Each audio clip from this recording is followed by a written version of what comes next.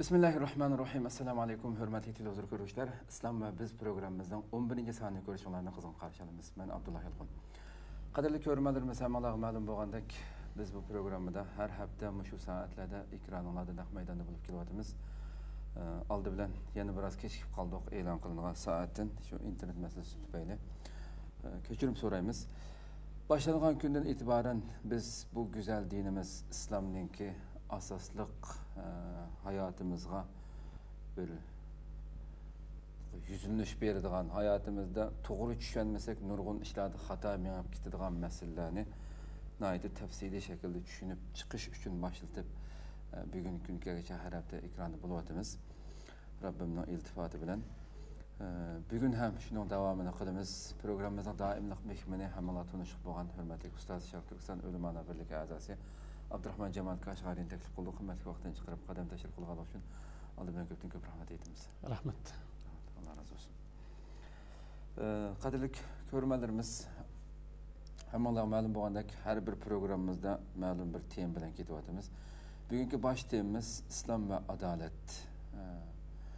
Elbette adalet sözü tilik edilen vaxtida her qandaq bir cemiyet meyli o kafir cemiyeti olsun, Müslüman cemiyeti olsun dünyada adalet bulmağanlığıdan büyüyen insaniyet kan yığılavatqan bir cemiyet yaşavatımız hem de. Adalet yürgütülgende her qandaq cemiyet, şu cemiyetteki insanlarla emmesi belki bütün hayvanatlardan tatıp emmesi baxt saadet içinde bu yaşaydıgan gep, güllep yaşaydıgan gep hem de İntihai muhim bir tema. Bu temada İslam'ın itiqat qılıvatqan dinimizdeki adaletke qanchalik ehmiyet berdiganligi, adaletning İslamdagi o'rnining nima ekanligi haqida tafsili tunishib o'tamiz. İnşallah program jarayonida. Programımız naq maydonda taqdim etadi. Ekran oldi chiqib turayotgan nomerlar orqali programmamizga aloqador bo'lgan har qanday fikr yoki savollaringiz bo'lsa yo'llasanglar yoki bevosita naq maydonga bog'lansanglar bo'ldi. Şundaqla programımızın köplügen qayrindaşlarımızga yetip berişi üçün hem bahirlep koyuşuna hem unutmayıslar. Hoş programımızga kirsek ustaz, biz bu muhim bir temaga kirishdan burun elbette biz programımızın en başta İslam ve biz programma itibarı bilen İslam dinimizin qandaq din ekanligini, İslamның nima ekanligini tafsili şekilde birinci dersimizde so'zlab oldik. Şundaq bo'lsa ham başta biz İslam ve adalet nimasiga kirishdan burun İslam dininin qandaq din ekanligini biraz qisqa bir şekilde tushunib o'tsak. Bismillahirrahmanirrahim.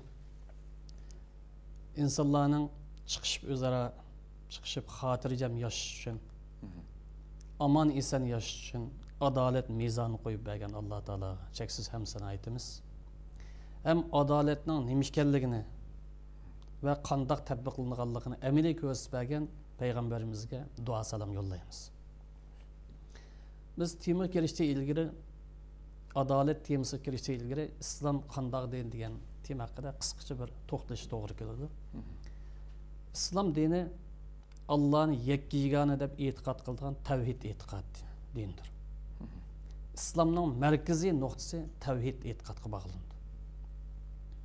Chunki tavhid aqidasi kainat olsun, hayat olsun, yoki zaman, yoki makan, yoki insoniyatning tarixi, yoki insoniyatning kelgusiga munosabatlik dunyo ko'z qarashini ko'rsatib beradi. Ochiq-ochiq mishadi. Boshlanish mishadi. Shuning uchun islomning mohiyati boshqa dinlardan farqlanadigan eng chong farqi tavhid asosida yakunlanadi. Hem bundan desek İslam'ın başka dinler bilen bo'lgan aloqasi degan savol tushishi mumkin. Bundan ilgari javob bergan. Yani qisqarib o'tib ketsek, İslam dini ilgirki samaviy shariatlarning aslini tasdiqlaydi. Masalan Musa alayhissalom va Isa alayhissalom kelgan asl vahiy ilohiy va ekanligini tasdiqlaydi. Undan keyin o'zgarish yuz bergan taraflar bo'lsa, uni tuzdi. Endi bu zaman makonning o'zgarishi bilan o'zgarish paydo bo'lganligi uchun uningga yenilik etkil. Bu İslam şeriatı. Yani İslam dini. İslam dini burunqi shariatlardan farqlanib bu yerlik holatidan xalqarалық holatga o'tib kelgan. İlgari shariatlarni biz muayyan rayon kelgandir. İslamni dunyoviy dedik. Endi ilgari shariatlar vaqtliqdi. İslam şeriatı qiyomat kun qadar mangulik sifatiga erishdi. ilgirki shariatlar maxsus diniy da'vat, faqat ibodat qilib cheklanadi. Ammo islom diniy da'vat, madaniyat, jamiyat, davlat hukmi qadar kengaydi. Qur'oni Karim bu vaqtda qul inna salati va nusuki va mahyaya va mamati lillahi robbil alamin. Ruhiy, badaniy ibodatlarimiz, iqtisod qitava ibodatlarimiz, undan boshqa hayotdagi faoliyatlarimiz, hattoki o'limimiz niyetimizga, aqidamizga bog'liq bo'lganligi uchun hammasi Allohning rizoligi uchun bo'ladi deb, insonning, ya'ni musulmon insonning dunyoda qilgan butun ishlarining hammasini ibodatga, e'tiqodga bog'lab etgan.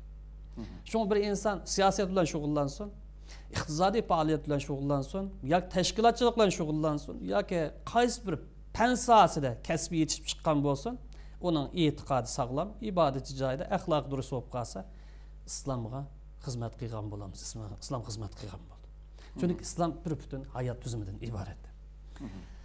Islom dini adolat prinsipi, yuksak maqsadlari va oliy qimmat qarashlari orqali barliq insonlarni to'g'ri yo'lga da'vat qildi. Shuning bilan birlikda insoniyatni yoki insoniyat jamiyatini dunyoviy amallikqa va dunyoviy xotirjamlikka chaqirdi. İnsanlarni birdan bir dunyoviy amallikqa, dunyoviy xotirjamlikka ega qila oladigan din islom dini. Nima bilan qila olamiz? Adolat prinsipi bilan, maqsadlari bilan va yuksak qimmat qarashlari bilan. İslam shariatining maqsadlari, prinsiplari va axloq asoslari islomning asos qonuni hisoblanadi. Shunga qaysi bir masalaninki islom qonuniga uyg'un bo'ldimi yoki uyg'un bo'lmadimi, buni belgilaydigan o'lcham shariatning maqsadiga uyg'un keldimi kelmadimi, dinimizning prinsiplari uyg'un keldimi kelmadimi, axloq prinsipi uyg'un keldimi kelmadimi, mush uch narsa asosida belgilandi. Buni biz siyosiy tuzum haqida to'xtalgan vaqtda tafsil to'xtalamiz. Yana islom dinimizni tanishtirgan vaqtida bu dinimiz hujjat, pok ustida qurilgan bir din. Gumon, sapsata asosida ish qilmaydi. Hujjatni asos qil. Qur'oni Karim bu vaqt aniq dalil ko'rsatib, liyahlika man halak an bayyina va yahya man hayya an bayyina. Halak bo'lgan odam, ya'ni xato yo'lni tanlagan odam, bilib turib halak bo'lsin o'zidan. Pokit ustida halak bo'lsin. Ya'ni mav to'g'ri ekan, mav xato ekan bilib halak bo'lsin. Yashaydigan odammi pokit ustida yassin. To'g'rini bilib, mush asos yassin deb yo'lni ko'rsatib bo'lgan bir din. Bizning dinimiz har qaysi sohada, har qanday maydonda pokit hujjatni asos qildi. Mayli aqida sohasi bo'lsin, yoki boshqa haqiqatlar bo'lib qolsin, har birisiga dalil pokit keltirdi. Shuning bilan birlikda boshqa qavmlarni, boshqa millatlarni o'zlarining nazariyalari, ko'z qarashlari yoki falsafalarga dalil pokit keltirishni taqozo qildi yoki talab qildi. Masalan, Qur'on Karim qarasak, Qur'on Karim o'zi ko'rsatib, ya ayyuhannas qad ja'akum burhanun min robbikum. Parvardigoringlar tarafdan sizlarga burhan, pokit keltirildi, hujjat keltirildi. Bu yer burhandan maqsad Muhammad alayhisalom. Mo'jizaga ega bo'lgan, pokitga ega bo'lgan ilohiy rasul ekanligini isbotlay oladigan burhan keldi. Va anzalna ilaykum nuran mubina. Bu yer nurdan maqsad Qur'oni Karim. Qur'oni Karim tushundiqli, lekin Muhammad alayhisalomning bu yerda pokit hujjatdir. Demak, islom dinining asosi pokitdir, hujjatdir. Chunki islom har bir masalada, mayli aqida bo'lsin yoki boshqa haqiqatlar bo'lib qolsin, pokit keltirdi. Shuning bilan birlikda boshqalarni o'zlarining nazariya ko'z qarashlarini isbotlamoqchi bo'lsa, uningga pokit keltirish talab qildi. Masalan, Yahudlar yoki xristianlar jannat bizga tava deydi. Jannat faqat biz kirmaymiz deydi. Vaqalullah yadkhulul jannata illa man kan hudan aw nasara. Yahudi ya xristian bo'lmasa jannat kirgin olmaydi dedi. Qur'on Karim uladi. Qul hatu burhanakum in kuntum sadiqin. Agar mushgiponni bir asosi bo'lib qolsa, ya'ni Alloh tarafdan qo'lingizda bir isbot bo'lib qolsa, hujjat bo'lib qolsa, ekranlarga ko'rib boqaylik. Ilohiy tarafdan kelgan bir vahiy bo'lib qolsa ekranda. Demak, sizning deganingiz faqat gumondan iborat. Kallangizdagi bir farazdan iborat, xiyoldan iborat. Shuning uchun islom dini har qanday bir masala muhokama qilgan vaqtida gumon asosida yoki quruq faraz asosida emas, bilim ma'rifat asosida, dalil asosida muhokama qildi. mana bu vaqtda nabbiuni bi ilmin in kuntum sadiqin. Agar gapinglar rost bo'lib qolsa, ilm asosida gap qiladi. Ilm ma'rifat asosida gap qiladi. Ya'ni bu yer ilmdan maqsad dalil xarakterdagi kuchli hujjat ma'nosida. Gumon asosida emas. Ilm degan gap 90% dan yuqori ishonchlik ma'lumotni buni ilm deymiz. Hujjat asosida gap qilinadi. Yana bir oyat taqdim ta'kidlab, qul hal indakum min ilmin fatukhrijul lana. Ma gapinglarning rostligini yoki yolg'onligini isbotlaydigan bir dalil chiqarib gap qilmamizlar deydi. Bu islom dini. İslam her qanday bir masalada dalilini pokitni asos qildi. Bu islomning qisqacha tanishtirilishi. Ko'pdan ko'p rahmat. Alloh razı olsun. Güzel bir tushuncha oldu. Ammo yuqoridagi so'zlardami ilgirki shariatlarni islomningki qabul qilganligini so'zlab o'tdilar. Mesela İslam ve şeriat deganda ilgirki payg'ambarlarning dini islom deb biz ilgirki programmalarımızda bütün payg'ambarlarning dinining islom ekanligini, shariatiningki o'xshamaydigan farqli ekanligini degan. Shuni biraz g'uva bo'lib qolmaslik uchun azsaq, ya'ni shariat degan vaqtida nimani tushunamiz? Shuni biraz aytib o'tsak. Ilohiy tarafdan kelgan dinning asosi bir. Aqid qismi o'xshash. Aqid qismida farq yo'q. Allah'a iman keltirish bilan boshlanib, qiyomat kuniga ishonish, uning o'ttirisida mush vahiyni olib kelgan payg'ambarga ishonish bilan xulosalanadi. Aqida emas. Bütün payg'ambarlarningki aqida asoslari o'xshash. Ammo shariat degani insonlarningki shaxsiy ahvoli, ijtimoiy ko'z qarashlari, siyosiy nazariyalari, iqtisodiy muomalalari bir-biri bilan qildigan sotsiyatik ya yurish turish degan o'xshash bu masalalarni o'z ichiga olgan narsani buni shariat deymiz. Ya bugungi zamonning tili bo'yicha buni qonun deb ataymiz. Qonunlar. Bu qonun aqida o'zgarmaydi. Qiyomat kun qadar Allohning birligi o'zgarmaydi. Qiyomatning barligi o'zgarmaydi. Ammo qonun o'zgardi. Chunki insonning ahvoli o'zgardi, sharoiti o'zgardi, ehtiyoji o'zgardi. 50 yil ilgari holat bilan hozirgi holatga o'xshamaydi. Bu islom shariatida qonun masalasida prinsipal deb bekitilgan masalalar va bu o'zgarmaydi qiyomat kuniga qadar. Ammo tarmoq masalalar va dalil bilan aniq isbotlatgan bo'lsa bu o'zgarmaydi. Ammo ijtihodga qo'yib berilgan yoki ixcham bayon qilingan masala bo'lib qolsa, bu aqlning ijtihod qilishi yoki izdinish tadqiqoti bilan uni taraqqiy qildirishga bo'ladi. Mesela İslam şeriatini ko'rish. Shariatningki asosi o'li, prinsiplari har zaman o'zgarmaydi. Mesela ibodat qismi o'zgarmaydi shariatda. Namozdan soni o'zgarib qolmaydi. Axloq o'zgarib qolmaydi. Mesela ijtimoiy masala, siyosiy masala, iqtisodiy masalalarningki yangidan yuz berayotgan bu taraflari u yerda o'zgarish yuz berdi. Buni shariat deb ataymiz. Xo'sh, islomning ilgirki shariatlar bilan bo'lgan aloqasi qanday deb bu yerdan ko'rsak? Bunga rasmiy hujjat shaklida payg'ambar alayhissalomningki biz hayotida amaliy tatbiq qilgan misollardan misol ko'rsataylik gapningki jonliq ifodalanish uchun. Milodiya 622-yili islom davlati Madina Munavvarada qurilgan vaqtida İslam dini musulmonlarning boshqalar bilan, boshqa dindagilar bilan qanday muomala qiladiganligining asosiy nazariyasini ya qonuni bekitgan. Bu qonunda bunda aniq hujjatlar bor. Masalan, boshqalar deganimiz Yahudi, Madinaning ichida yashaydigan. Madinaning ichida ikki turli Yahudi. Birisi mustaqil davlat sifatli, 3 davlat atrofida, ham musulmonlarning atrofida mahalliy sifatida yashaydigan Yahudilar. Xo'sh. Islom dini bularga qanday aloqa, munosabat o'rnatgan desa, hujjat bunday deyilgan. Yahudilar musulmonlar bilan bir ummatdir deyilgan. Yahudning dini ayrim, millati ayrim. Lekin musulmonlar bilan bir ummatdir. Bu aqida ummati emas. Bu ummat ikki xil bo'ladi.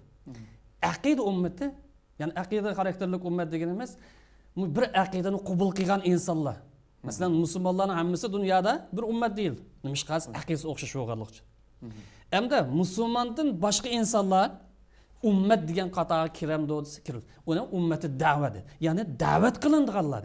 Chunki islom dini dunyodagi qaysi bir millat, qaysi bir inson bo'lsin, uningga da'vat qilish uchun, kelgan din o'g'anlik uchun bu yerdagi yahudlarning ummat degan hukmi siyosiy nuqtalik ummat. Ya'ni da'vat xarakterlik ummat. Yahudilar musulmonlar bilan bir ummatdir. Madina vasiqasi. Madinaniki hujjatida. Payg'ambar alayhisalom dastlab davlatni qurgan chaqda boshqa kafirlar bilan yoki musulmon bo'lmaganlar bilan qanday aloqa bo'ladi degan bekitgan qonun. Yahudilarning dini o'ziga hisobli. Aqidasi chaqilmaymiz dedi. Xo'sh. İbadet o'ziga hisob. Musulmonlarningki aqidasimi o'ziga hisob. Mush kelishimga imzo qo'ygan qaysi bir yahudi davlatning qonuniga rioya qilsa, Madinaning ichida yashaydigan bo'lsa, yoki atrofida yashaydigan bo'lib, mush kelishimga vafo qilgan bo'lsa, tuzilgan to'xtamga uningga yordam berildi. Yaxshilik qilindi, uningga dushmanlik qilishga yoki tajovuz qilishga bo'lmaydi dedi. U herkes zulmga uchramaydi dedi. Xo'sh. Uningga qarshi boshqalarga yordam berish qilmaydi. U dinining o'zgartirilmaydiganligi birinchi temirlan dinimiz o'ziga hisob kesib bir taraf qilib o'tadi. Uning dini o'ziga hisob, musulmonning dini o'ziga hisob. Dini chaqirish qilmaydi. U birinchi temirda bayon qildi. Mush kelishimga imzo qo'yuvchilarning qaysi birisi ya musulmonlar hujumga chiqdi yoki yahudlar hujumga chiqqan bo'lsa, o'zaro bir-birisiga yordam berildi. Bir-birisini ummat bo'lish sifati bilan, bir zamonda yashagan ummat bo'lish sifati bilan himoya qildi. Qo'g'daydi, yaxshilik qildi. Bugungi bir davlatning fuqarolari degan. Fuqarolari, vatandoshlar. Buni bir oz ekan bu hukmni o'tirib qo'yamiz. Bir-biriga yaxshilik qilish bo'ldi, lekin jinoyat sodir qilish bo'lmaydi deb aniq hujjat qo'yilgan. Xo'sh. Bu hujjat siyosiy hujjatlar to'plami deydigan bir kitob bu. Payg'ambar alayhisolamning davridan tortib xalifalarningki davri qadar kengaygan siyosiy hujjatlarningki asl nusxasi e'lonlangan bir kitob bu. Xo'sh. Doktor Pokistonlik, Hindistonlik doktor Muhammad Haydar Umaydullohninki. Xo'sh. Buningda bu hujjatlarningki asl teksti, asl hujjatlari aniq topiladi. Boshqa hadis kitoblaridan bor, ammo maxsus siyosiy hujjatlar jo'g'langan bir kitob.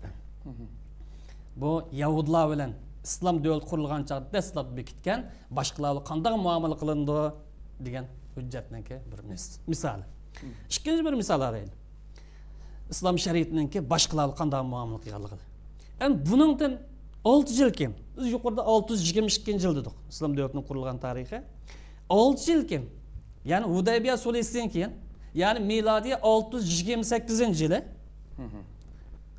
İslamның büyük elçisi Hatib ibn Abi Balta degan ministr Misrninki o'z zamonidagi podshosi Muqawqisga xitob qilgan vaqtida yoki uni islomni da'vat qilgan chaqda nima deb tanishtirgan bu hujjatni bir bayon qilaylik.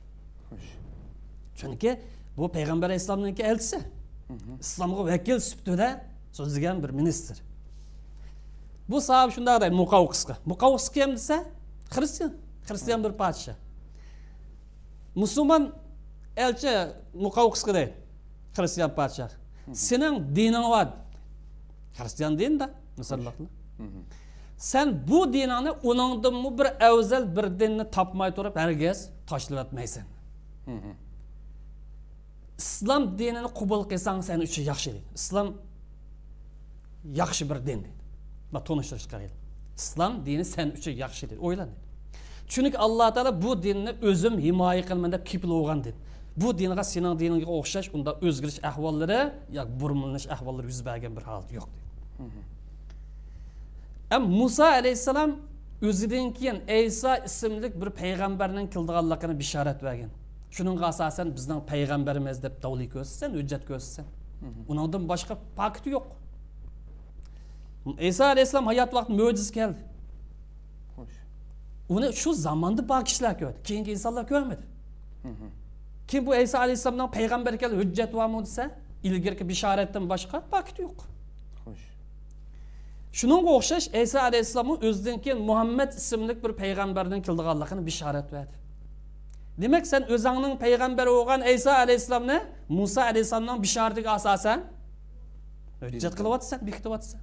Bizmi Peygamberimiz Muhammed Aleyhisselam senin peygamberin bişaret vergen. Bir peygamberlikler şunun asasen bir peygamber davetimiz. Şunun okşuş gibi. Hoş. Hem bizden sene Kur'an'a işengen dep çakırganımız xuddi senin Yahudlarını senden ilgirki dini işini boğan Yahudlarını Hristiyan dinine kirdigen okşuş. Sen nima uchun Yahudlarni Hristiyan diniga kirdingiz? Bizning dinimiz to'g'ri, haq. Ma payg'ambar olib kelgan bir vahiy, sening diningda Yahudlar o'zgarish yuz bergan, ma to'g'ri yo'l qaytanglar deb chaqiryapsan. Xo'sh. Biz ma sening diningda o'zgarish bo'lganlik uchun, burunlanish ahvol yuz bergan uchun to'g'risi ma'ning kelgin deb chaqiryapmiz. Shuni isoni bo'lsinki, seni İsa alayhissalomning dinidan, ya'ni Hristiyan dinidan biz cheklamaymiz, to'smaymiz. Ma'u büyük bir ministerning yoki elchininki islomni boshqa insonlarga yoki boshqa davlatlarga qaysi shakl sunganligini ko'rsatdi. Majburlash holati, majburlash shakli islomda mavjud emas. Faqat tunishtirdi, o'ttirib qo'ydi, bir da'vat qilishga fursat berishni talab qildi. Bu bir misol. Endi hijriyaning bundan yana 3 yil keyin, hijriyaning 10-yili payg'ambar alayhisalom o'lib ketishga oz qolgan bir vaqt. Bu vaqtida Najran degan yerdan bir bo'lik Hristiyan umaklar kelgan. Payg'ambarimiz bularningki o'zining namozini o'qib olish uchun, ularning namozi bizdan farqli, duo shaklida bo'ldi ko'pincha, masjidni ochib bergan ular. Hristiyanlarga o'zining masjidini ibodat qilish uchun ochib bergan. Buni ortiq benim bulamdız. Ham masjidni mehmon qilgan dedi. Masjidning yanidagi nimada bir necha kun mehmon qilgan degan rivoyatlar. Shuning bilan birlikda bu Hristiyanlar bilan qanday, Hristiyan demasa boshqalar maqsad. Boshqalar bilan qanday muomalaning bo'lganligi to'g'risida hujjatlarni o'ttirib qo'ygan. Bu hujjatlar to'g'risida 2-3 xil rivoyatlar va biroz uzun bo'lganligi uchun buni demay o'tib ketamiz. Xohlaydigan bo'lib qolsa, yuqorqi mazkur siyosiy hujjatlar to'plamiga qarshi oldi. 3 xil rivoyatlar bor. Ama rivoyatlarda ularning diniga chaqilmaydiganlik to'g'risida, dinini o'zgartirish urinmaydiganlik to'g'risida aniq hujjatlar bor.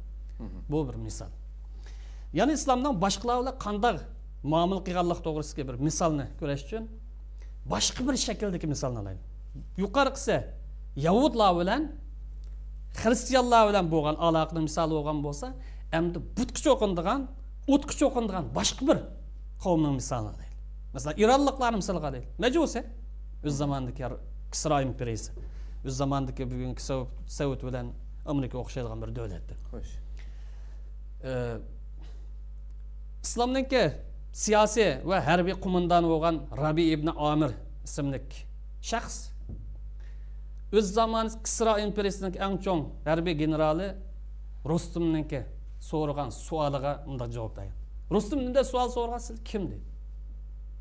Nima keldinglar bu yerga? Maqsadinglar nima o'qayli degan vaqtida bu musulmon sahobaninki bergan javobga qaraylik. Biz Allah bizde dedi, xoligan insonlarni aniq misol mansha'rif aniq hujjat bor. Xoligan insonlarni insonlarga cho'qinishdan Allohga cho'qinishga avatgan insonlar biz. Bizni o'qimoqchi bo'lsan. Bizga ibodat qil demaymiz dedi. Bizga cho'qin demaymiz dedi. Sana o'xshash men parvardigor deb da'vo qilmaymiz dedi. Yoki Allohning bolasi deydigan shu. Biz hammamiz o'xshash maxluq dedi. Hammamiz o'xshash banda. Biz faqat bir yaratuvchi ibodat qilaylik deymiz.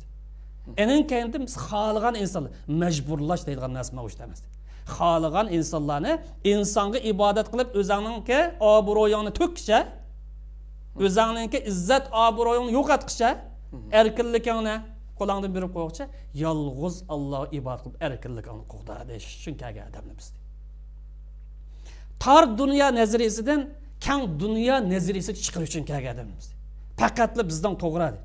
Qolganlar hammasi cho'qim bizning dinimizga kirish lozim degan imperiya nazariyasi bo'yicha tar dunyo nazariyasidan kengir boshqalar bilan chiqib yashagan bo'lgan, boshqalar bilan adil muomala qilgan bo'lgan dunyo nazariyasiga chiqish uchun kelgan insonlar biz. Xo'sh. Başqalarını mening dinim kirmasang o'lim jazosi va deb tahdid salib qo'rqitadigan, qijnaydigan, zulm qiladigan bu xil ofatdan xolisang kir, xolisang o'zingning dinda qol deb erkinlik beradigan islomning adolatiga chaqirish uchun kelgan insonlar biz. Bu islomningki boshqa dindikilar bilan Qanday muomala qilganlik to'g'risida amaliy sahobalar davrida payg'ambar alayhisalom davrida amaliy hujjatlar. Boshqa misollarni keltirish bundan ajiz bo'lsa kerak. Ilgirki bir qancha qatimlik darslarda Qur'on, hadisdan ko'p dalillarni keltirdik.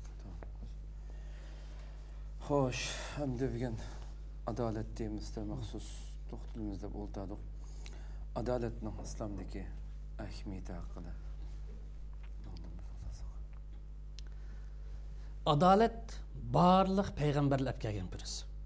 Çünkü peygamberinin hammasi ziminde adalet tüzümünü yol koyuş çünkü. Çünkü peygamberinin bu peygamber hep gelgen hüküm ya ki prensiplarda ya ki şeriatlarda adalet bulmay şeriat olmaydı.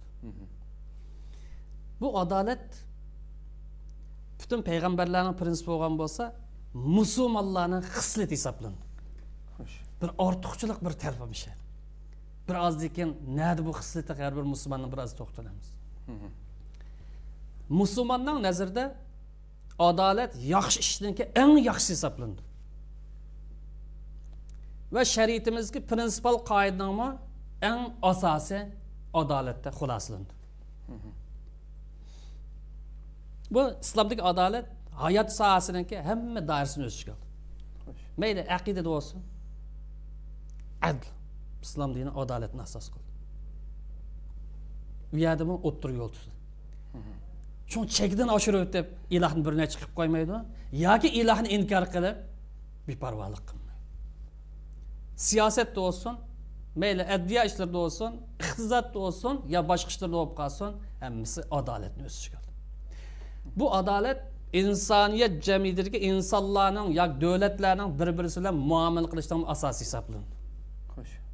Siyasi tüzümününki ve devlet sistemimizden birinci türü hesaplanır. İslam'daki siyasi tüzümünün ya devlet sistemimizden birinci türü adalet öyle başlar. İkincisi kengaş bilen. Bazıları kengaş birinci oranda, adalet ikinci oranda. Bu göz kararı şıkkıl ama bu adalet Kur'an-ı Kerim'de hüküm boyunca belki şuradan, kengaştan olduğunu koruntusu gerek. Bu adalet iki türlü bölündü. Mutlak adalet, nisbi adalet. İlahi şeriat ep gelgen adalet mutlak adalet olur. İnsanlar özünün aklı bilen, özünün iktidarı bilen muşu cemiyetki paydalık dep tep çıkan adalet bu nisbi adalet olur. İlahi ve ep gelgen mutlak degenimiz çünkü nimenin doğru, nimenin hata insan kandak en faydalı olduğunu bilgen zat düşkeler için şu mutlak diyeceğiz. Çünkü Allah'ın kanunu da insanga zulüm kılgan iş mevcut demez. İnnallâhu la yazlimu miskal zarra. Kılçılıkımız zulüm kılmaydı. Bire mehku la yazlimu rabbuka ahad. Birisiga herkes zulüm kılmaydı. Allah'ın kanunu boyunca. Şundaqlam Allah'ın kanunu bir insan cinayet kılsa yan bir adam yüklep koymaydı. Birisinin günahını yan birisiga atmaydı. Ve la teziru vaziratun vizra ukhra. Her bir adam özünün işlerden öz mesul olur. Dadısı cinayet kılgan bolsa balısıga atmaydı. Balısı cinayet kılgan bolsa dinimizde dadısıga atmaydı adalet. Ama bugünkü rahimsizlik, bugünkü adaletsizlik tamamen buna aksi. Belki bundan sonra Avrupa'da bazı o adalet var, bu adalet var. Bu nisbi bir adalet. Belki 20%, belki 30%, belki 60%. Aklı tep çıkan Avrupa'dan ki, nurgun uzun yıllık kozgulandırı, nurgun tokunuşundan ki neticesi kep çıkan. Bu nisbi adalet. Bir zaman akıdı, bir zaman özgürdü.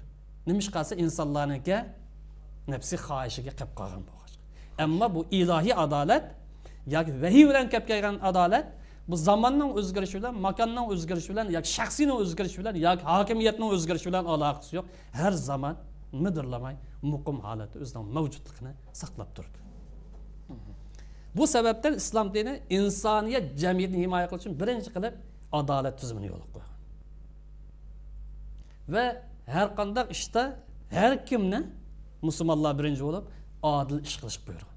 Çünkü Kur'an-ı Kerim buyruk tariqisi kelgen, ijtimai muamilde buyruk tariqisi kelgen ayette İnnallaha ya'muru bil adli vel ihsan. Allah Teala adalet buyuruyor. Bu adalet bir kimden biznes elib algan bolsa, şunu qaytarıp beriş şeklenmeydi. Bu dairesi kengir bunu. Bu qaysi bir narsa olsun. Yançıqdan pulni elib algan bolsa qaytarıp beriş. Bu bir adalet. Birisinden ziminni besib algan bolsa qaytarıp beriş. Bu bir adalet.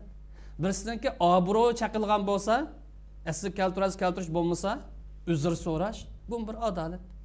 Bu adolat bir prinsipal xarakterlik doir. Bu inson hayotidagi cho'ng bo'lsin, kichik bo'lsin, qaysi doir bo'lib qolsin, hammani o'z ichiga ol. Birinchi bo'lib dinimiz buyurgan shu, boshqalar bilan bo'lgan aloqa. Adil bo'l. O'zingning ziniga bo'lsin adil bo'l. Urug' tuqqanining ziniga bo'lsin adil bo'l. Mav musulmonda kofir deydigan shu. Qoida aniq dinimiz. Adolat musulmon bilan kofirni ayirmaydi. Hammasi o'xshash muomala qiladi. Anan kendin ihson buyurildi. Ihson har bir ishni eng go'zal shaklda qilishdi.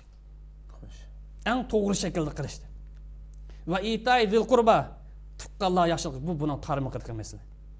Endi buningki tamoman zidd bo'lgan, adolatning zidd bo'lgan ikki masalani dinimiz shakl. Fahshoy va munkar. Bu yerda axloqsizlik yoki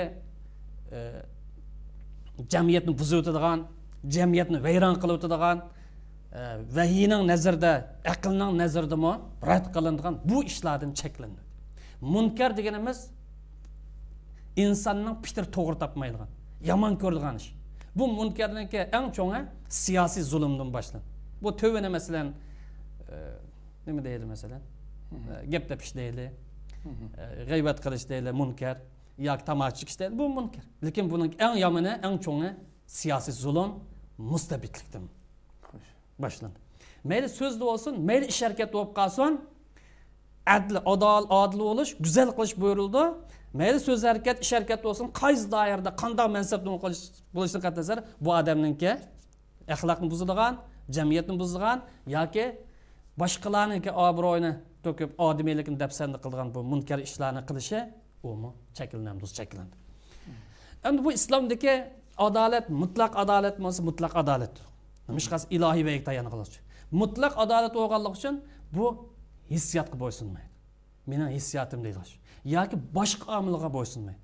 Yoki bugan mening mijozim sal mandara qo'pabdi ekan, uningga bo'ysunmaydi. Yoki meningga amroqroq deb, men odamni xo'sham yo'q deb meni.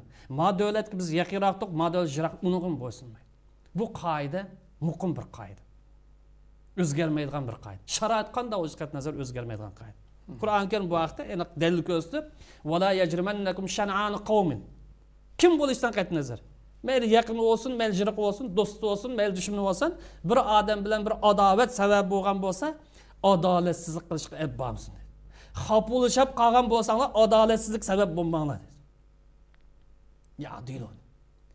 Gerçi bu yerda sen adovat tutib qolgandan dushmaning bo'lsa-mu, ishni adil qil. Xo'sh.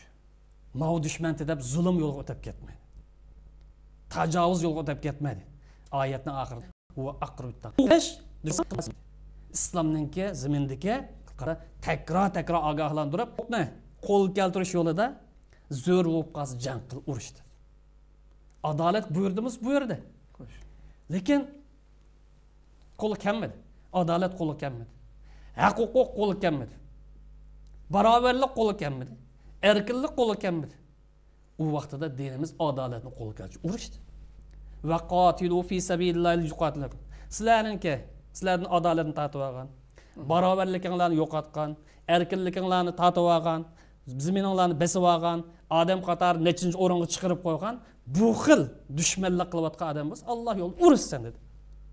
Normal yo'li bilan, diplomat yo'li bilan, ya chiroyli yo'lda hal qilgan bo'lmasa, adolat qo'lga keltirgan bo'lmasa, jang bilan qo'lga keltirgan narsa. Lekin cheklini oshirib o'tmaysan. Boshqasi bizni o'tgan bo'lsa, o'rinsiz adolatning qilichi deb. Shu qilishimiz vaqti kelganda, o adolatning bir turi. Shunday. Hamda Alloh taolo adolat buyurgan bo'lsa, adolatning zidd bo'lgan zulmdan cheklagan. Mayli bu yerda zulm oz bo'lsin, kichik bo'lsin, ya'ni oz bo'lsin, ko'p bo'lsin, qaysi tür zulm bo'lsin dinimizda. Musulmon qilishmi harom, kafir qilishmi harom. Çünkü Allah Teala ya ibadi. Ben Müslüman Allah'ın bendisi, kafir mi? Allah'ın bendisi. Ben zulüm kılışına özümge şekil ettim. Ben zulüm kılmayayım deyip verdi bergen. Sizligim zulüm kılmayayım deyip verdi bergen. Ondan özara falata dalam zulüm kılışmağına. Zulümün çoğun küçük kim buluştan qat'iy nazar? Haram bo'lsa haram. Yani ayette inna Allah la yadlimun nasa şey'a velakinna nas anfusahum yadlimun. Allah zulüm qilmaydi. Zulümni kim qilyapsa insonlarniki o'zlari bir-bir qilyapti. Dinimizningki ko'rsatmasiz.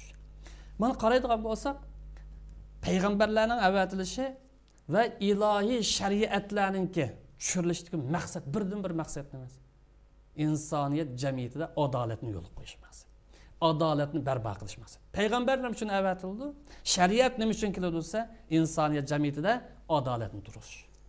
Qur'on bu dalil var. Laqad arsalna rusulana bil bayinat. Payg'ambarlarimizdan hammasimiz hujjat bilan, pokit bilan, mo'jiz bilan tushirdik. Va anzalna ma'um kitob. Har birisi kitob berdik. To'g'ri yo'lni topsinlar. Aning keyin kitob bilan birlikda bu yerda mezon bor. Adolat tarozi var. Adolat mezonini biz bekitdik tushirdik. Sabab nima esa kishilarning hammasi niyaquman nas bil hammasi adil muomala qilsin. Bir-biri bilan adil muomala qilib chiqishib yassin. Hamkorlashib yassin. Demak adolat mezoni bo'lmaydi ekan, chiqishib yashag'ini bo'lmaydi. Normal yoki kagin bo'lmaydi. O'rtaqliq nuqtasini topqin bo'lmaydi. O'lchammish. Ham bu mezon necha xil tafsir qilinishi mumkin? Biz yuqorida ikkiga bo'ldik adolatni. İlahi tarafdan belgen şeriat mutlak adalettir. Baş üstüge. Yani nisbi adalet dediğimiz insanların öz içinde oturup koygan nazariyalar bilen, felsefeleri bilen insan payızga çıkkana şeriatın ro'y maksat uygun kelsa, o nisbi adalet. Bir bölük alimlerimiz bu mizanni hikmet deb tafsir qilgan. Yani ba'zilar to'g'ri qiyos o'lcham deb tafsir qilgan. Masalan, shariatni qabul qilmaydiganlar yoki shariatni e'tirof qilmaydiganlar, yo shariat kirmagan insonlar o'z ichidagi qilayotgan muomala hammasi zulmmi? Balkim ularni adolat sifatida qo'ygan bir narsalar bo'lishi mumkin. Masalan, bugungi ba'zi davlatlar qarasak, borimizni o'z ichida bor. Bir-birisi qarta muomalasi belgili. Bu mezon bo'lsa bu mezon. Alloh taolo aql orqali o'rgatgan mezon. Ama shariatdagisi mutlaq adolat. Balkim shariatdan ta'sirlangan, foydalangan. Evet. Mana buni adolat deb ataymiz. Hakikaten yani so'zlab kelsak nurg'unlagan nazmun chiqdi. Mushu tariximizning islom tarixida qarshi nurg'unlagan qo'mondonlarning Achchang maydonda qarshi tarafninki qilgan zulmlarga aşırı etkenliklerine başka Müslümanlar üstünlükne egilegendan keyin biz mashina qilsak olmam degandan agar biz shunday qilsak ulardan nim farqimiz qoldi degan so'zlar mashhur so'zlar chiqarganman. Yani mening nim farqim qoldi unda bo'lsa men agar buni qilsam deb yani her zaman mayli qandoq bir qo'liga nim o'tgan vaqtida kuchli bir mavqega kelgandan keyin yani adalet prinsipidan hiçbir zaman chetnab ketmagan shaklda bo'lgan. Hamda islomning adolatni yani islom biz yuqorida so'zlab o'tildi hamda faqat o'z mansublariga emas bu ishonmaydigan, ma'maydiganlarga boshqalarga adolat qilganligini so'zlab o'tdik. Buni biroz to'xtalsak islomning boshqalarga tutgan adolat pozitsiyasiga qanday qiladi? Adil ish qilish islomning boshqalar bilan qilgan muomalasiga asosiy o'lcham. Chunki islom dini adolatni o'zgarmaydigan prinsip deb bekitib o'tgan. Buni yuqorida qisman to'xtaldi. Shundaqla bu adolat koinotning tuzumi va hayotningki tuzumi qilib bekitilgan. Koinot qarsaqmi adolat bilan ma'lum. Agar adolat bo'lmay qolib qolsa, koinotning tuzumi buzilgan bo'ladi. Ma hayotning tuzumini qo'g'dilnish himoya qilish uchun bu yerdami adolat lozim bo'lsa lozim. Endi bu yerda insonlarningki turlik aqidalik bo'lishi, turlik millat bo'lishi, turlik fikrlik bo'lishining bu adolat bilan muomala qilishga hech qanday ta'sir yetkazmaydi. Xo'sh. Nima ishqas chunki insonlarning turlik aqidalik bo'lishi, turlik millat bo'lishi, turlik fikrlik bo'lishi bu Allohningki irodasi. Alloh taolo insonlarni turlik qilib yaratdi. Sababimiz liyabluvakum fima atakum. Sizlik nurg'un imkoniyat, nurg'un iqtidor, nurg'un nasl berdim, sinimoqchilik. İnsanların hammasini qildigan ishga Alloh taolo tavjih ko'rsatib berib, fastabiqul xayr. Yaxshi qiling dedi. Sizlarga bergan imkoniyatni bir-biringlarni vayron qilishga emas dedi. Jamiyatning tuzumini buzishga emas dedi. Afat tug'dirishga emas dedi. Bu kommunist paydo bo'ldi, dunyo xarakterlik ilgari tarix ko'rolmagan afat paydo bo'ldi. Zulmning eng chek paydo bo'ldi. Nima ish qilsa, Robbini inkor qilgan bo'lg'achqa. Yaratquchini inkor qilgan bo'lg'achqa, adolat deydigan narsani tamoman cho'rib tashladi. Men Parvardigor dedi. Jannatga men kirgizman dedi. Do'zaxga men kirgizman dedi. Fir'avn o'zini degan bo'lsa, Fir'avndan oshirib etdi. Fir'avn bir necha odam cheklagan bo'lsa, bu dunyoning baloyi ofatini paydo qildi. Lekin islomda dini o'xshamaslikka, millat o'xshamaslikka, irqini o'xshamaslikka, madaniyati o'xshamaslikka adil muomala qilishga hech qanday to'salg'isi yo'q. Chunki insonlarning har xil bo'lishi bu Allohning qonuniyati, irodasi. Biz aralashmaymiz bunda. Islom adolati boshqa aqimdagi qaysi mazhab bo'lsin, qaysi bir din bo'lsin, qaysi bir falsafa bo'lib qolsin, hammasiga o'xshash bir tayoqni muomala qilib o'tmaydi. Ayirib muomala qildi. Hammasini birga urib supurib o'tmaydi. Chunki Qur'oni Karim Yahudi, Xristianlar to'g'risida bu hukm boshqalarga ham tushadi. Laysu sawa. Bu Yahudi, Xristianlar hammasi o'xshash bir xil emas dedi. Keskin hukm. Hammasi bir tayoq deydigini bo'lmaydi dedi. Bunun ichida har xil aqimlar bor dedi. Har xil mazhablar bor dedi. Har xil ko'z qarashli insonlar bor dedi. Shunga bu yerda insonlarning hammasini, bir millatning hammasini o'xshash bir tayoq taydash, o'xshash bir xil muomala qilish bu boshqalar qilingan bir zulmdir. Qur'onning hukmi xilaf. Shu Qur'on Karim ko'pincha aytadimi? Fakathirun minhum ya kathirun minhum degan gapni eshitdim. Ularning ko'pinchisi mana dedi. Ozg'iniz bu hukm kirmaydi dedi. Bu adolatimiz adolat. Biz kafirmiz kafir. Hammamiz bir tayoq taydib etmedi. Hammamizga o'xshash darajada muomala qilmadi. Demak, ular o'xshamagandan ularningki jazosimi o'xshamaydi. Ham islom metodininki laysu sawa bu boshqalarning hammasi o'xshash bir xil emas degan bu qoidaga asosan islom davlati qurilgan vaqtida birinchi qatam boshqalar bilan chiqishib yashash, tinch chiqishib yashash qoidasini o'tirgan uchun birinchi qatam islom yahudlar qo'l uzatdi. Chiqishib yashaydi. Madina Munavvar vasiqa hujjatida yahudlar qo'l uzatdi, bu to'xtamnomani o'tirib qo'ydi. Hatto yahudlarni islom davlatining bir partiyasi edi. İslam ummetinki bir partisi deb e'tibor qildi. Yahudlar musulmonlar bir ummatdir. Dünya tarixida dini o'xshamagan, millati o'xshamagan, madaniyati o'xshamagan, yoki fikri o'xshamagan bir millatni o'zining bir partisi yoki bir vatandoshi yoki bir to'liq sifatga ega bir vatandosh deb ataydigan bu qonun yoki bu fazilat yoki bu qimmat qarash faqatla islom İslamda boshqa yer yo'q. Tarixda ko'rilib baqqan emas. Birinchi qatam Madina Munavvara hujjatida bu narsa o'tirib qo'yilgan. Birinchi qatam islom boshqalarga chiqib yashaydigan qonunni o'tirib qo'yaylik. Ham musulmonning vazifasi boshqa insonlarga qarata aniq. Adil bo'lgan, haq bo'lgan, faqatlam yegan Alloh taologa ibodat qilaylik. Maqsad shu. Kim bo'lishidan qat nazar, yaratquchimiz berdi. Menga ibodat qil demaydi. Bizga bo'ysun demaydi. Yaratquchiga ibodat qilaylik. Bir deb e'tiqod qilaylik. Chaqirdigan shu. Vazifasi faqat da'vat qilish. Qul ya ahlal kitob ta'alu ila kalimat sav. Yahudi bo'lsin, boshqasi bo'lib qolsin, o'rtaqsiz yolg'iz Allohga ibodat qilaylik. Shirik keltirmaylik. Bir-birimizni iloh o'rniga chiqarib olmaylik. Bir-birimizga zulm qilmaylik, tajovuzchilik qilmaylik. Islomninki musulmonlarga o'rgatgan yo'limiz shu. Boshqalar qanday muomala. Agar buni to'sqinlik qilsa, dushmanlik qilsa, adolatning yo'li to'sqinlik qilgan bo'ldi. U vaqtda yo'l o'zgardi. Xo'sh, unda bo'lsa, qanday qilganda zulmdan saqlanib, adolatni vujudga chiqarg'ili bo'ldi degan. Zulmdan saqlanib, adolatni vujud chiqarishdan ikki turli usul bor. Birisi zulm yuz berishdan ilgari bo'ladi. Bira jamiyatda zulm yuz berishdan ilgari zulmning oldini olish lozim. Zulmga sabab bo'lgan ishlardan saqlanish lozim. Bu eng muhim. Bir jamiyat vayron bo'lsa, bir davlat vayron bo'lsa, bir madaniyat vayron bo'lsa, buning sababi nimadan boshlanadi desa, zulmdan boshlanadi.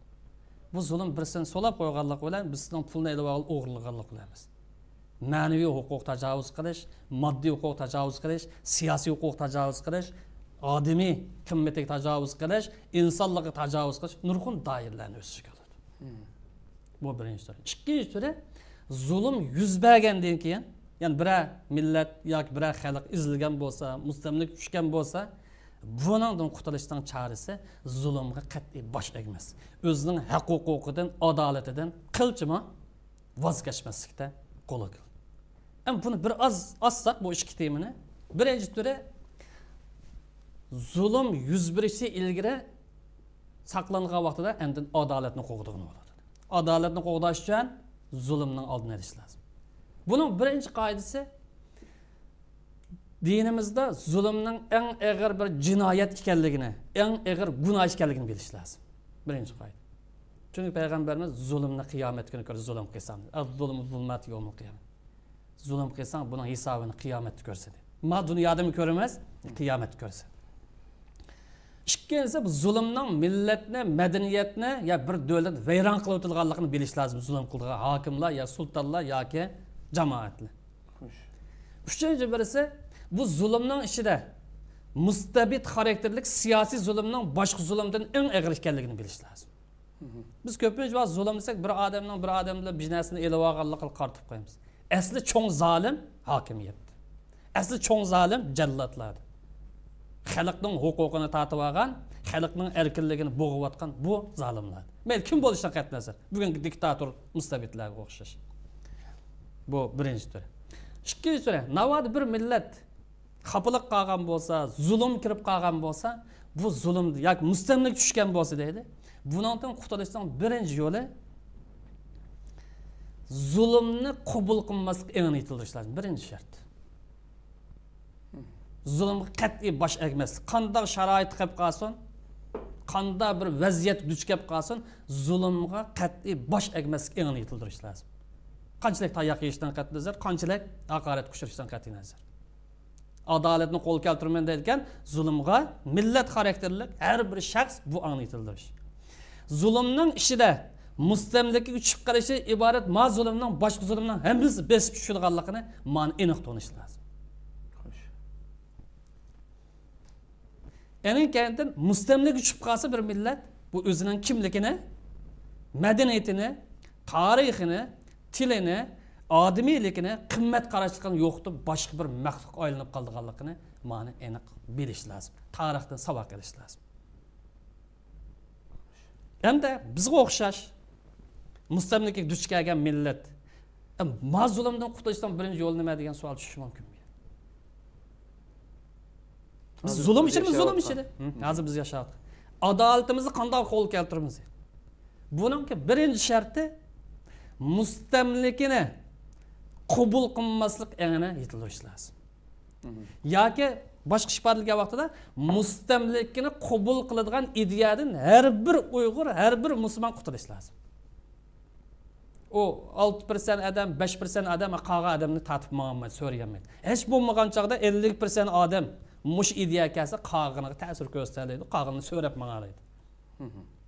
Birinchi shart mustamlikini qabul qiladigan ideyadan qutulish lozim. Yani mayli shu yazsaq nim bo'libdi degan mushu hukm. Ayrim yazsaqmi yashaydiganimiz bil yazsaq nim bo'ladi, biroz taraqqiy qilib olamiz, yo'li bo'ladi ekan, qurilishi bo'ladi ekan degan o'xshash bu ideya.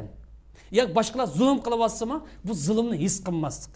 Chunki zulm davomlashaversa, hali odam haqoratni anglayversa, keyin kichik ig'ir gapni qilsimi ta'sir qilmaydigan bo'lib qolgandek o'yinda holat shakllanadi. Birinchi shart shu. Qolgan shuarlar, qolgan davronlar u nechinchi o'rindir. Ma ang shakllanmay turiblar, biroz sharoit o'zgarib qolib qolsa, u odamning topqirman shuar to'lg'an odamlar. Birinchi ideyada mustamlikani zod qabul qilmayman deydigan bu hukmni hosil qilish. Ikkinchi mustamlikadan qutulguncha ma'lum zaman, ma'lum vaqt ketadi. Bu sharoit masalasi, imkoniyat masalasi, dunyo vaziyatiga o'xshash. Lekin mustamlika bilan chiqishib yashashninki mumkin bo'lmaydiganligini ideyasi aniq to'xtatish lozim. Mustamlika bilan uzun muddat chiqishib yashaydigan ma ideyadan qutulish lozim. Bo'lmasa adolat qo'lga kelmaydi.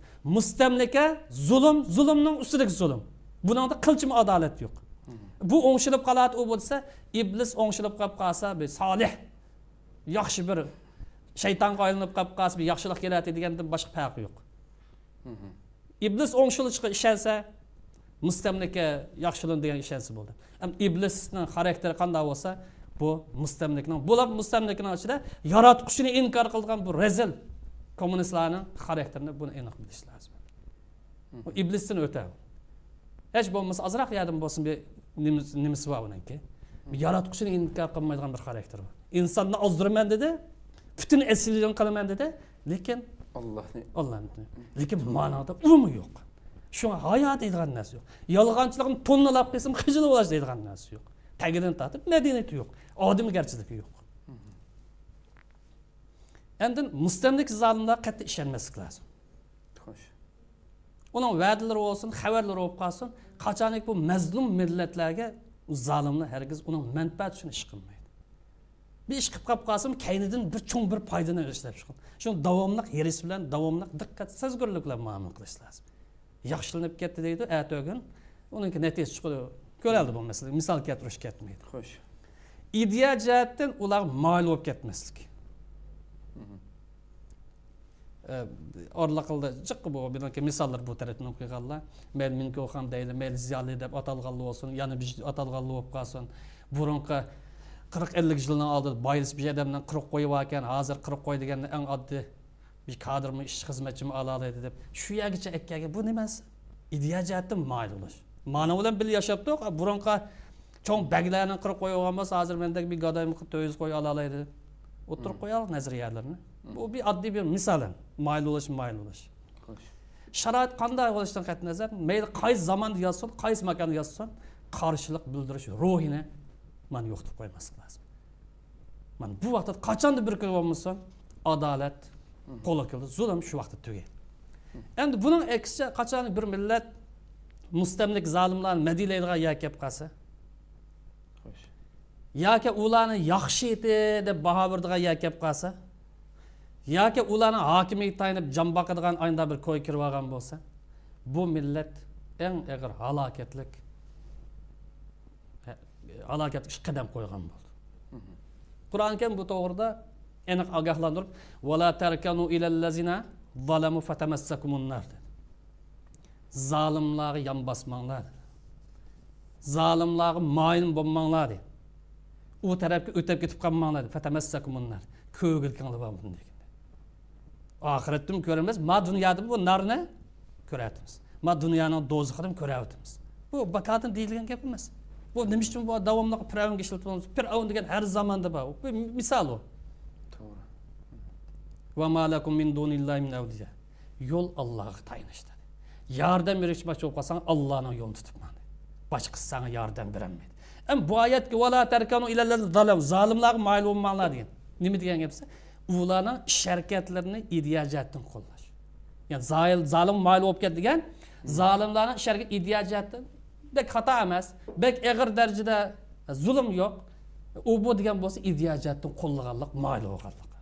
Qilmishlarga rozi bo'lish, zulmlarga qalbida bo'lsin bir norozilik bildirmaslik, sukut qilish, imkoniyat turib jim turish, ularning harakatlarini taraqqiyot deb bavarish, bir bo'lik insonlar hozir burun binasini 2 qavatli uyda o'tirdik, hozir 20 qavatli bino dedi.